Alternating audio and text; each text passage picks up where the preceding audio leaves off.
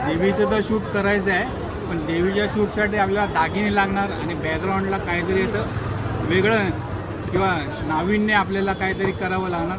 त्याच्यासाठी आपण आलेलो आहे. बघताय ना तुम्ही माझ्या मागे सुवासिनी शृंगार.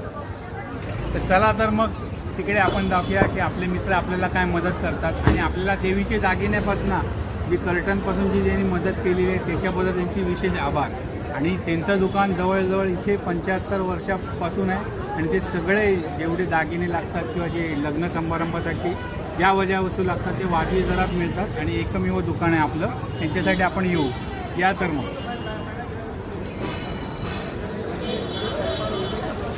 या आता भेटूया आपण कन्नडकरांना, तेच आपली माहिती सांगते. बघा दुकान तुम्ही बघताय सगळ्या वस्तू एकदम खचाखच भरलेल्या आहे. तुम्हाला कुठचीही वस्तू लागली तरी अगदी हक्काने या. आपलं मराठी माणसाचं दुकान आहे. छोटे पाहिजे तर आपल्याला इथेच मिळतील. सुवासिनी शृंगार. काका तुम्ही जरा सांगा आपल्या दुकानाबद्दल.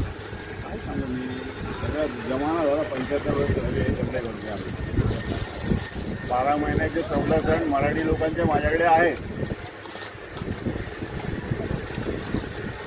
तरी तुम्हाला काय घ्यायचं असेल तर आवर्जून या. सगळं मिळेल. त्यांचा मोबाईल नंबर वगैरे आपण देत आहोत, तर तुम्ही आवर्जून या आणि नक्की भेट द्या. आणि तुम्हाला सगळ्यांना शुभ दसरा. तर चला आपण जाऊया देवीच्या शूटला. इकडून सगळं सामान घेतलेलंच आहे. आता पुढचं आपण बघूया देवीचं शूट. या तर